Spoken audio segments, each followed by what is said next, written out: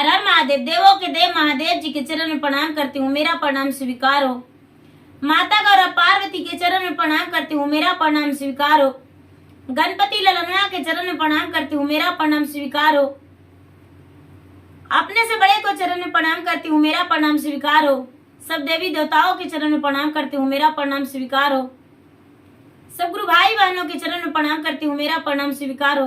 गुरु भाई बहन, मैं एक कथा सुनाने जा रही हूँ। इस कथा को पूरा सुनिए और रहस्य जानिए। आधी नहीं, आधी सुनने में शिव गुरु का अपमान होती है और पूरा सुनने में ज्ञान होती है, इसलिए कथा को पूरा सुनिए और रहस्य जानिए। हर हर महादेव, घर घर महादेव। गुरु भाई बहना, एक गांव में एक राजा थे। राजा थे और रानी थी। राजा साहब के एक पुत्र हो गया, दो पुत्र, तीन पुत्र हो गया। राजा साहब बड़े खुश थे। राजा साहब प्रतिदिन अपने पत्नी को कहते थे, तूने 7 पुत्र को जन्म देना, कन्या को जन्म नहीं देना, कन्या को कभी भी जन्म मत देना। जब एक पुत्र हुआ तो रानी भी खुश थी कि राजा के कहने के अनुसार हम 7 पुत्र का जन्म दे देंगे। 2 पुत्र जन्म हुआ तो रानी और खुश हुई कि हम 2 पुत्र का जन्म दे दिए। 3 पुत्र का जन्म हुआ तो रानी और भी खुश थी, राजा भी खुश थे। लेकिन गुरु भाई बहना, किसी का बस में नहीं जो मां बने और पुत्र या पुत्री का जन्म दे अपना मर्जी से। वो तो भगवान की माया है, सृष्टि का रचना जो होगा वही होगा। वो क्या हुआ कि जब चौथा बार में जन्म हुआ तो जन्म ली कन्या। जब मां ने सुनी कि मेरा पुत्र से कन्या जन्म लिया है तो जल्दी से राजा को खबर करवाई। राजा साहब आए। राजा साहब को पता चला कि कन्या जन्म ले लिया है। बड़े दुखी हो गए, दुखी हो गए। पूरे दिन चिंतित रहे। रात्रि हुआ। जब रात्रि हुआ तो आपस में दोनों पति पत्नी बात करते हैं कि ये कुलच्छनी अभाग्नि को कौन पोसेगा, कौन पालेगा। ये कुलच्छनी को हम पोसेंगे तो मेरा राज ही नष्ट हो जाएगा, मेरा पुत्र रहेगा तो राजपाट संभालेगा। ये कुलच्छनी तो ससुराल चली जाएगी। रानी भी हामी मिला दी कि हाँ राजा साहब, इस बच्चे को मार देना है, फेंक देना है कहीं सुनसान जगह में। जो राजा का बड़ा पुत्र था इस बात को सुन रहा था। उन्होंने झट से भगवान के मंदिर गया और भगवान से बोला, हे भगवान, हे प्रभु, हे भोलेनाथ, मेरे माता पिता कितने निर्दयी हैं। मैं भी एक छोटा बालक हूँ, आपका भक्ति करता हूँ, आपका याद करता हूँ। जब हम खेलते हैं तो हारने के लिए आपसे विनती करते हैं कि भगवान मैं ना हारूं, आपके ऊपर प्रसाद चढ़ाऊंगा। खेल में जीत जाते हैं, आपके प्रसाद चढ़ाते हैं। आज भी अपने माता पिता से मुझे जिता दीजिए। मेरे माता पिता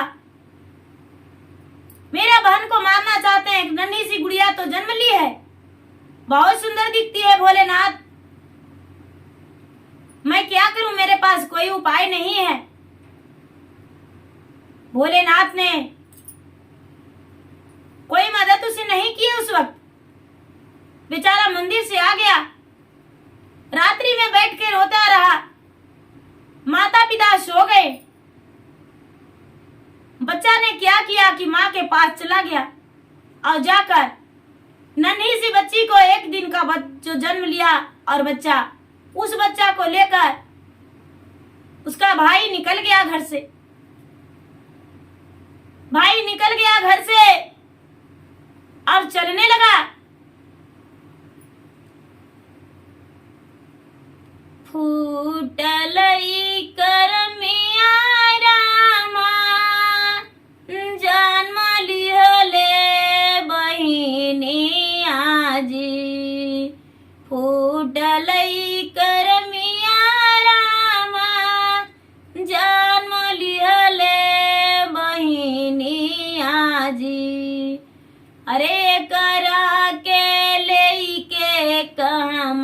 जाए वो राम। एक को सगैले भाई, दुई को सगैले जी। एक को सगैले भाई, दुई को सगैले जी। तेसर को साबर से रिम झिम बोंदन हो राम। बरसे नमुंदा रामा, बैठे बिरछिया नीचे। माता माता कही के पुकार लो राम। गुरु भाई बहना, बालक लेके निकल गया नन्ही सी परी के, हाथ में गोद में लेके निकल गया। रोने लगा, गाने लगा, भगवान को याद करने लगा कि कितना अभागन है जो मेरा घर में जन्म ले लिया बहन। आगे चलने लगा, चलते चलते रिमझिम बारिश बरसने लगा। पेड़ के नीचे बैठ गया। जब पेड़ के नीचे बैठ गया तो माता पार्वती उसके पास एक बुढ़िया का रूप धारण करके आ गए। हाथ में छतरी लेकर उसके पास बैठ गए और बैठकर कहने लगे, हे बालक, तुम इतना छोटा हो, कहाँ जा रहे हो? इसे कहाँ लेकर जाओगे? तो लड़का बोलता है, हे दादी माँ, मेरे माता पिता बड़े निर्दयी हैं। इस नन्ही सी परी को मारना चाहते थे। हम इसका जान बचाने को लिए घर से लेकर भाग आए हैं। मेरे माता पिता इसे मार देंगे। माता कहने लगे, कहाँ ले जाओगे? बच्चा बोलता है, ई परी के साथ हम भी अपना जान दे देंगे। कहाँ बताऊं, कहाँ लेकर जाएंगे? माता पार्वती कहते हैं, बेटा, पास में एक बहुत बड़ा मंदिर है। मंदिर में लोग बहुत सारा दूध चढ़ाते हैं। जब दूध गिरेगा मंदिर से बाहर तो बच्ची को दूध पिला देना, या कोई भी चढ़ावा चढ़ाएंगे तो दूध छान लेना। बच्चा बोलता है, माता, मेरे पास ना लोटा है, ना कटोरी है, ना गिलास है। माता ने उसे अपने झोला थैली से निकाल के चम्मच, कटोरी, लोटा, गिलास सब कुछ दे दिया और बोले, लो और चलो बेटा, मंदिर के पास चलो। मंदिर के पास चला गया वो बच्चा। मंदिर के पास चला गया और जाकर मंदिर में रहने लगा।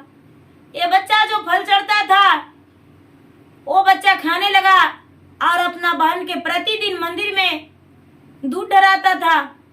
वो दूध ढराता था तो वही दूध पीकर पिलाकर अपने बच्ची को पोसता था, बहन को पोसता था, नन्ही सी परी को।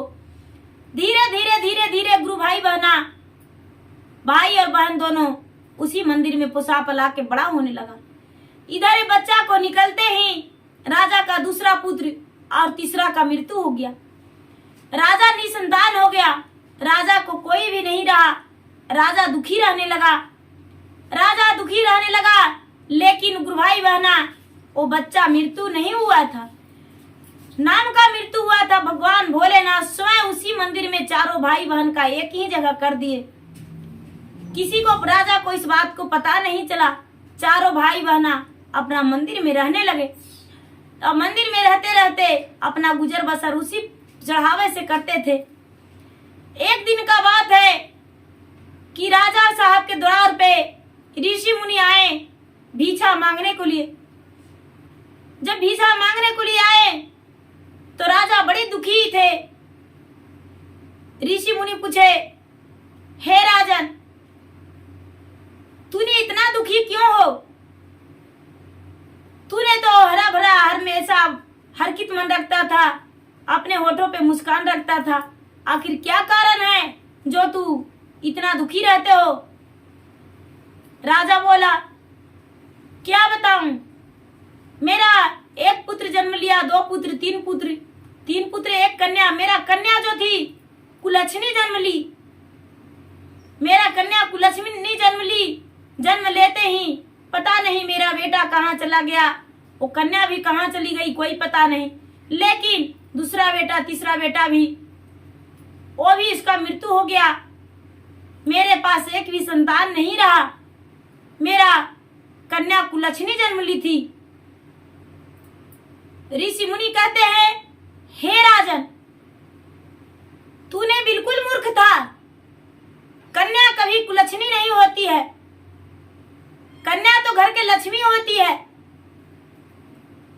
कन्या घर के लक्ष्मी होती है। यदि तू कन्या के स्वीकारने को लिए कहो तो तेरे पुत्र को लौटा सकता हूं। राजा ने बोला, नहीं महाराज, मैं इस कन्या को नहीं स्वीकार सकता। भगवान ऋषिवर जो है वो कहते हैं, तेरी पत्नी भी किसी का कन्या थी, तेरी माता भी किसी का कन्या थी, तूने इसे स्वीकारा तो अपने कन्या को क्यों नहीं स्वीकारे हुए। राजा बोला, जब मेरी पत्नी आई तो घर को मेरा सजा सवार दी। मेरा कन्या जन्म ली तो मेरा बच्चा पता नहीं कहाँ चला गया। मेरा घर जो है सब नष्ट हो गया। भगवान भोलेनाथ राजा को बोले, हे राजा, अपने आंख मूंदकर देखो, ध्यान लगाओ भगवान का, भोलेनाथ का, पता चल जाएगा। राजा ने आंख मूना, आंख मूंद के देखा तो देख रहा है कि एक मंदिर है, बहुत बड़ा मंदिर है। मंदिर में इनका चारों पुत्र, चारों बच्चा खेल कूद रहा है और मंदिर में भगवान का पुजारी बन के रह रहा है। राजा जब ऐसा देखे, वो साधु ऋषिवर के चरण में लपट के कहते हैं, महाराज, मैं आज से अपने कन्या का अपमानित नहीं करूंगा। हमने तो सोचा था कि मेरा बच्चा जो है इस दुनिया से चला गया, लेकिन हे ऋषिवर, हम अपने बच्चे को, संतान को लाना चाहते हैं। मुझे ऐसा कृपा कीजिए कि मैं उस मंदिर तक पहुंच जाऊं और अपने बच्चे को ला सकूं। जो ऋषिवर थे वो साथ साथ चले गए, साथ गए मंदिर के पास और मंदिर में जाकर बोले। जो बड़ा बच्चा था वो अपने पिता को पहचान गया, पिता को पहचान गया और बोला, हे पिताजी, मैं आपके साथ नहीं जा सकता हूं। आप अपना दोनों पुत्र को ले जा सकते हैं, लेकिन हम कभी नहीं आपके पास जाएंगे, क्योंकि आपने मेरी नन्ही सी परी को, बहन को मारना चाहते थे। जिससे संसार सृष्टि का रचना होता है, उसी को आप मारना चाहते थे। कभी नहीं, ऐसा नहीं होने दे सकते हैं। राजा ने अपने पुत्र के सामने सर झुका के, मस्तक झुका के और कहने लगे, हे पुत्र, मुझसे बहुत बड़ा भूल हो गया, हम कभी ऐसा नहीं करेंगे। दोबारा चलो, घर वापस चलो और घर चलकर अपना राजपाट संभालो। हम कभी दोबारा ऐसा नहीं करेंगे। वहां क्या किया कि ये जो राजा था, राजा बहुत गिड़गिड़ाए, बच्चा आने के लिए तैयार नहीं हुआ। ऋषिवर बोले, हे पुत्र, तूने तो जब तक रहना था तब तक मंदिर में रह लिया, लेकिन अब तुम्हें सब कुछ का जरूरत है। इस मंदिर में चारों नहीं रह पाओगे, अपना घर जा। ऋषिवर के बात मानकर वो बालक चारों माता पिता के साथ वापस आ गया। जब माँ ने देखी अपने बच्चे को तो कलेजे में ठंडक पड़ा और बच्चे को अपनाकर चारों बच्चे को गोद में बिठाई और गोद में बैठाकर भगवान को ध्यान करके भगवान के नमन की और उस मंदिर में जाकर उसके माता पिता सोने चढ़वाए, जाकर सोने चढ़वाए और मंदिर का जो ऊपर बनता है उसमें सोने चढ़वाकर और भगवान को आश्वासन की, पूजा पाठ करवाई, याग करवाई और याग करवा के और भगवान को धन्यवाद की कि हे भगवान, मेरा एक दिन का कन्या थी, एक दिन का भी नहीं थी। जिस दिन जन्म ली उसी दिन से मेरा कन्या घर में नहीं थी और आपने मेरे बच्चे का प्रतिपाल की अपने हाथों ही और अपने पास जगह दिए। हे माता, हे महादेव, आपसे बड़ा संसार में तो कोई हो ही नहीं सकता है। ऐसा कह के और राजा रानी दोनों धन्यवाद किए और उस दिन से भगवान भोलेनाथ का भक्त बन गए और बिना पूजा किए हुए कुछ भी नहीं करते थे। उनके पास जो भी धन था आधा धन दानपुर में लगा दिए और मंदिर धर्मशाला बनवाने में लगा दिए। तो गुरु भाई बहना, मेरा वीडियो अच्छा लगे तो इसे लाइक कीजिए, शेयर कीजिए, सब्सक्राइब कीजिए। धन्यवाद। हर हर महादेव, घर घर महादेव।